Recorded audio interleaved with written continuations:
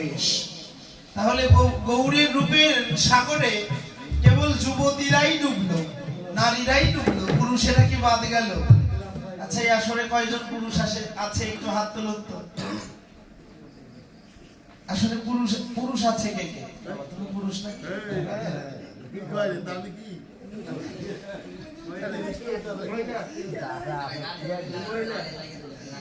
পুরুষ এই রূপ দর্শন পুরুষের পক্ষে সম্ভব নয়। পুরুষ কখনোই গৌরীর রূপ দর্শন করতে পারে না। জগতে কি পুরুষ আছে নাকি? এক কৃষ্ণ জগৎপতি আর সব প্রকৃতি। অতএব তোমার এত গদার বাহাদুরি আসে কোথা থেকে আমি তো বুঝি না। বললেন নদিয়ার নাগরী, নাগরী হলো কি করে? যার নাই গদার বাহাদুরি তিনি তো নদিয়ার নাগরী, নাকি রে মা?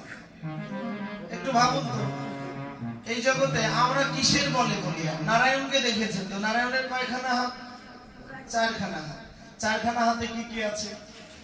শঙ্খ, চক্র, গদা, পদ্ম। তাহলে শঙ্খের মালিক কারা? মায়েরা। মা যদি শঙ্খজনীর মুখ উন্মোচন না করতেন তাহলে আমার ওখানে যাওয়ার সৌভাগ্য হতো না। চক্রের মালিক কারা? চক্রের মালিক কারা দাদা? বললেন চক্রের মালিকও মেয়েরা। কেমন? আপনি যদি বিসিএস ক্যাডার হন বা পিএইচডি করে আসেন বিদেশ থেকে, বিয়ে করলেন একটা সামান্য গ্রাম্য বালিকা যে